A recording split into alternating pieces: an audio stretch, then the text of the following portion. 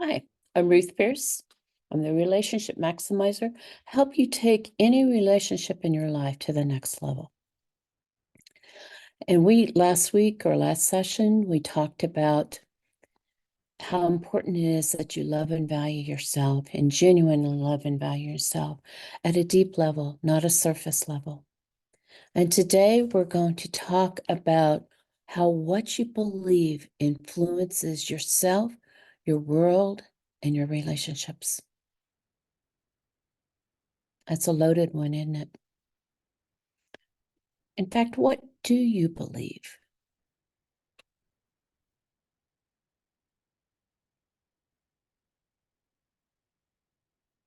That's what we're going to discuss today. We have several things we believe, don't we? Some of them you can easily verbalize them, and some of them you can't.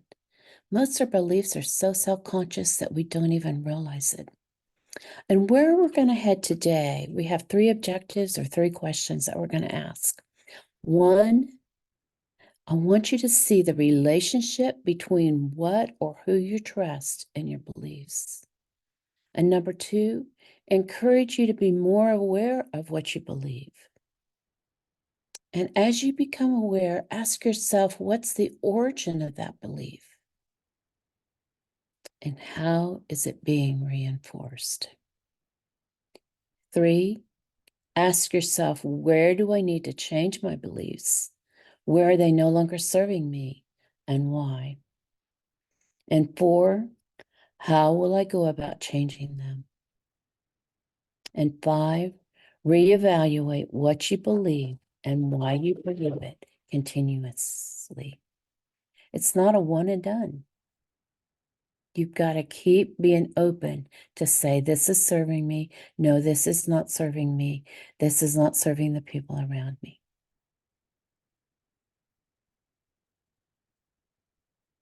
I read a book. In fact, I haven't even finished it, but the parts I've read are really good, by Susan Scott, called Fierce Conversations. So I'm going to be quoting her a fair amount today from this one section of the book because it goes along so well with what we're talking about. And this is one of her quotes.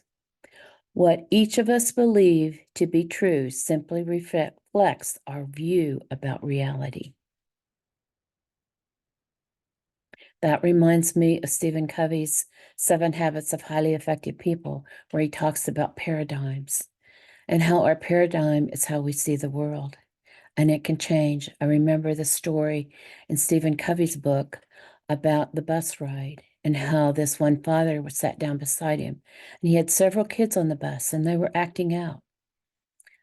And Stephen was getting frustrated with the father. Why wasn't he controlling his kids? In fact, I think he said something to him. And the father just sort of looked up and said, "Oh, they are, aren't they? We just got back from the hospital and their mother just died." And that changed the whole paradigm for Stephen Covey. And that happens to us in our world too, doesn't it?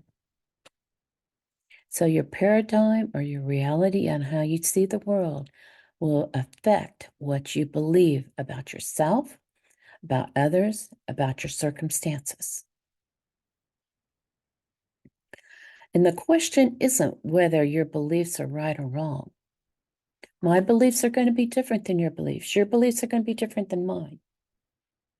But we are adept at creating a compelling reality distortion field to prove ourselves right, even though our potentially flawed or incomplete version of reality may be causing pain.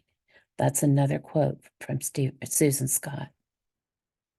And that pain could be to ourselves or it could be to others. And this is another one from Susan. The question to ask, if you can find the courage, is, are my beliefs working for me, for my company, for my team, for my family? How are my beliefs shaping my life, my career, my relationships? Are they getting the results I want, the results others want? Am I or others happy as a result of my beliefs, my truths? Have any of my strongly held beliefs resulted in a negative suddenly? What truths am I adopting because I agree with them? And what truths am I deflecting or ignoring because they don't fit into my worldview? Okay, that's our introduction. So let's go back to number 1 to see the difference, or not the difference, but the relationship between who you trust and your beliefs. Most of our beliefs are subconscious, but there is that close relationship between trust and belief. And for me, it really helps me to zero in on what I believe when I ask myself, do I trust? So let's start with something small to see that link. If I go turn on the light switch, do I believe the light's going to come on? Yes. And I think most of us do. Now, if you lived in an environment where the electric bill wasn't paid regularly or something like that, then you may not. The same with a water faucet. Even if a storm has taken away the electricity, I'm still going to go turn on that light switch and expect electricity to come in. And then I'm surprised it doesn't. The same way if the water's shut off for some reason, I'll go turn on that faucet and think water's going to come out of it. Those are subconscious beliefs that we have of what we trust. See that connection? The same would be true with your car. If you turn the key or push that start button, we expect it to start. Now, if you're having trouble with your car and you don't know if it's going to start, then you don't believe in it, do you, right then, until it's fixed? You don't trust it to start when you want it to. The same follows through in our relationships. Who do you trust? And what do you trust them to do for you? Do you trust that person except in certain situations or around other relationships?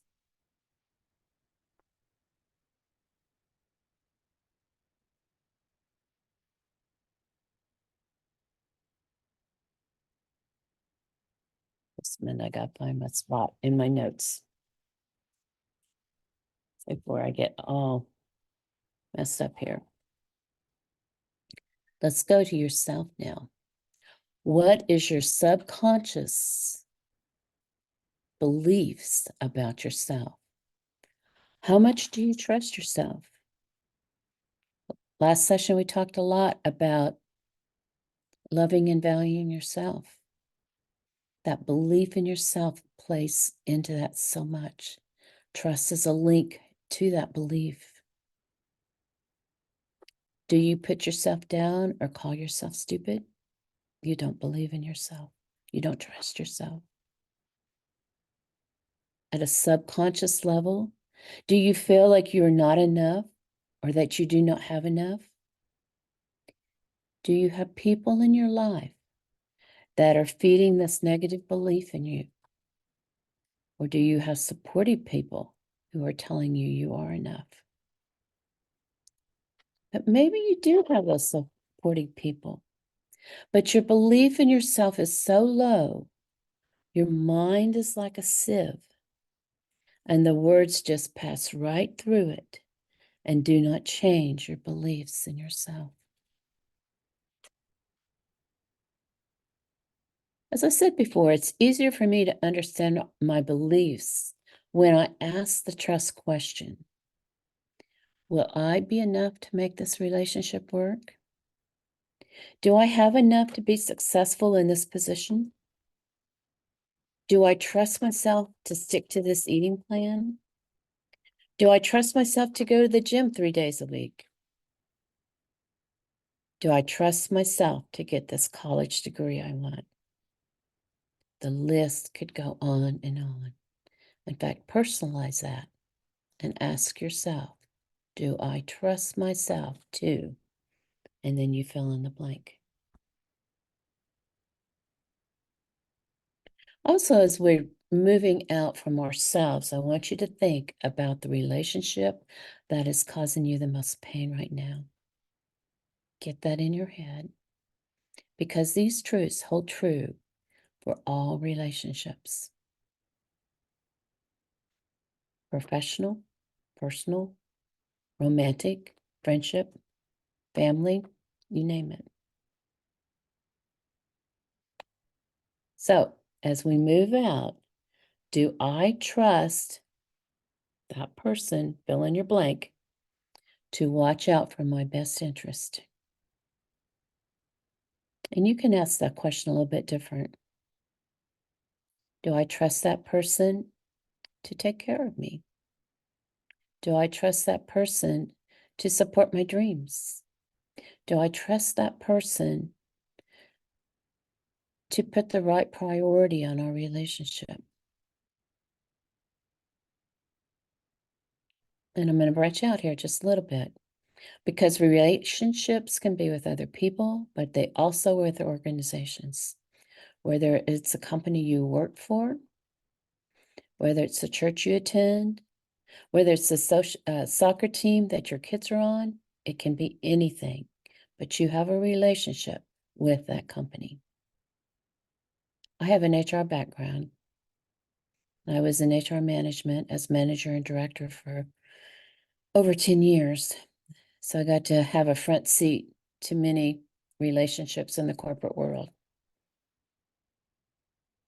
And every employee has a relationship with their employer, with their supervisor, with their coworkers. And the company has a relationship with each employee too. And you can take that on down, whether it be upper management, whether it be your supervisor, your coworkers, whatever. So that was number one. The best way for me to figure out my beliefs is to ask who and what I trust, and in what scenarios. So number two, I want you to become more aware of what you believe and the origin of that belief and how it's being reinforced. And remember, most our beliefs are at a subconscious level. So most of them don't reach that conscious level that we can verbalize. But word of caution here, don't try to be aware of them all at once. That's too overwhelming. Take it slow and take just a few at a time and write them down.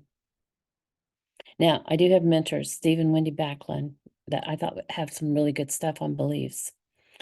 And they talk about beliefs in 4 key areas: beliefs about yourself, that's 1; beliefs about others, 2; beliefs about your circumstances, 3; and if you're a person of faith, then your beliefs about God.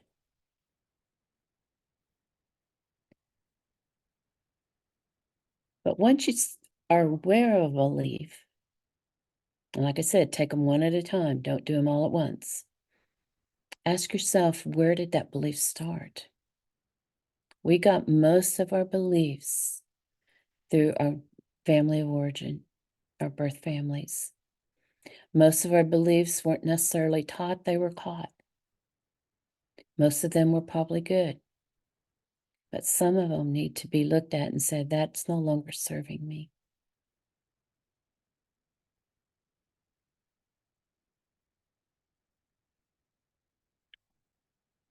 Another question to ask is, how is that belief being reinforced?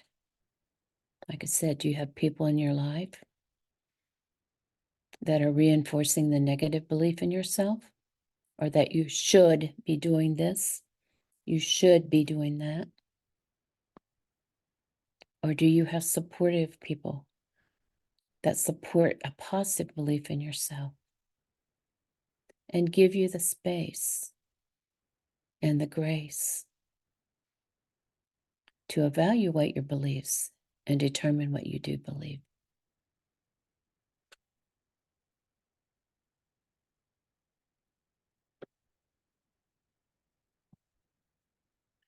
If someone has shown us through experiences, that they will watch out for our well-being, whether it's parents, siblings, spouse, significant other, friends, people at work. We believe they will. However, the opposite is also true. If we have seen through repeated experiences that they do not, at least in certain situations, then we do not believe they will watch out for our well-being. There are times when you shouldn't believe the best about other people. And we're going to be talking about that later in some of our other sessions in more detail. But just know that. In fact, I am going to put a plug in here for another book. As you could tell, I love to read. And if you're evaluating a situation where you may need to have an ending in a relationship, whether it be with a person, whether it be with an organization, or whatever it may be, Dr. Henry Cloud wrote a really good book called Necessary Endings. So as we summarize this second point, be more aware of what you're believing, the origins of that belief, and how is it being reinforced. And so now we're to number 3. Ask yourself, where do I need to change my beliefs and why? Be and remain open to when beliefs need to change. Ask yourself, why do they need to change? And it's usually because they're not getting the results that we want. It may be that we've just allowed one from decades ago to stay in there that really no longer has a place in our life. Especially, I'm going to put this plug in here too. If you are telling yourself in any way, shape, or form that you are not enough, that you do not have enough, I am going to say right now that that belief needs to go. Yes, you are enough. You have enough for what you're supposed to be doing in your life right now. So go out and be amazing. So number 4, how do you go about changing them? Because it's easier to say we want to change our beliefs than actually doing it. And just like this is planting transformational seeds, it'll take time. You're not going to change those beliefs overnight. We're walking that path in the forest. And the first time we walk it, you can't even tell the difference. The second time, probably not. The third time, a little, and so on and so forth. We're building new synapses in the brain. It will take time. But here are some ideas to get you started with planting seeds. Awareness comes first. Then plant that seed of your new belief. Then find ways to nurture that seed. Find an environment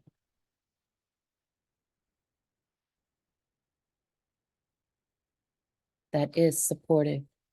Set boundaries to keep the bad beliefs from you. Daily tell yourself this new belief. And daily is important. I know when I've been trying to change a new belief, if I let it drop for a few days, I lose ground. And I've got to come back to it. Say it out loud, verbalize it. Post it on your bathroom mirror. Find multiple experiences that will reinforce your new belief.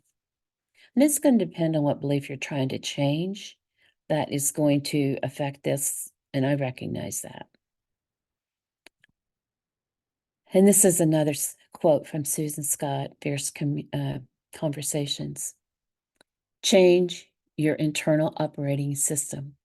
Reboot. It's not easy to do on a good day, much less when you're stressed and or struggling. No one likes to be wrong about his or her beliefs, and it takes guts to admit we may have been wrong about someone or something. We do have a right, at times an obligation, to change our beliefs. Though the longer we've held on to them, the harder it is to admit they haven't served us or anyone else for a very long time. It's another quote from Susan Scott. And it kind of summarizes those two together, kind of summarize what we wanted to say there on number 4 about how do you change beliefs and why it's important.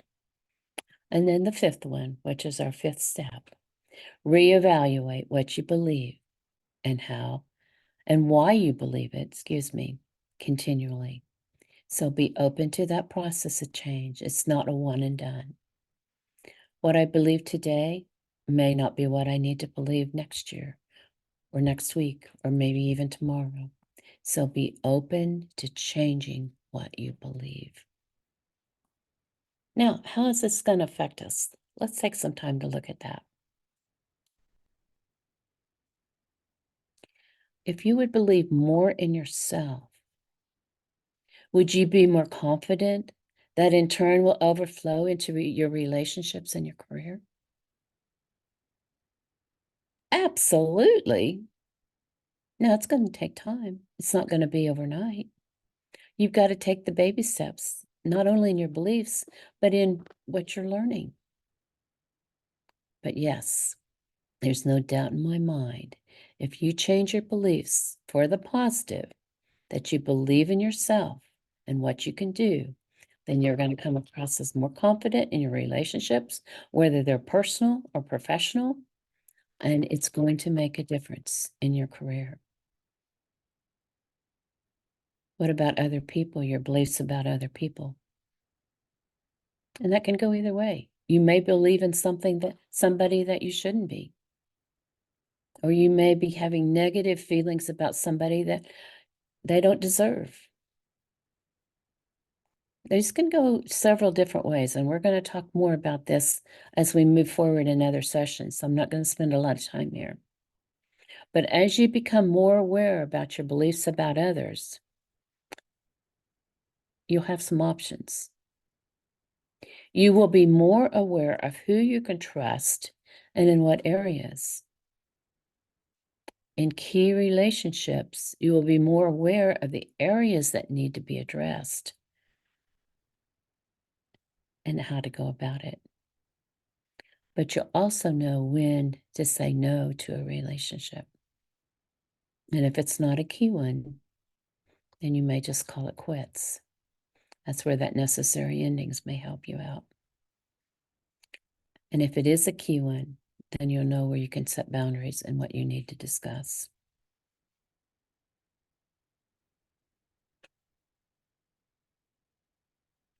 What about your circumstances? Is your belief that the other shoe will drop, or are you just waiting for it to do so? As you change what you believe about yourself, leave your belief in your circumstances will change too. Yes, sometimes bad things happen, but believe that more positive things than negative will happen. Here's some examples from Susan Scott's book that I think clarify a lot of this. If I believe that someone in my company is a jerk who does not wish me well, I will put the worst possible interpretation on any emails that person sends me, reading bluntness and rudeness, where I might read efficiency and correspondence from others. Here's another one. If I believe that life is a struggle, I will behave in ways guaranteed to prove myself right and even to deepen and prolong the struggle. What about my beliefs about my job? How do I view the work I do? And I've heard this from another person talking about this too, not just Susan Scott, so you may have as well. If I'm a bricklayer, am I laying bricks, building a wall, or building a cathedral?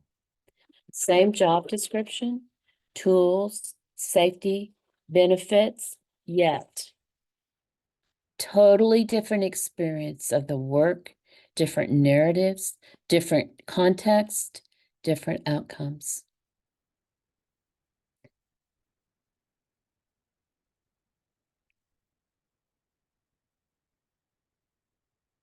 So what's your aha moment from what we talked about today? Where do your beliefs need to change? Where do you want to go with this? I'm going to summarize by giving those 5 things again that we talked about in the beginning.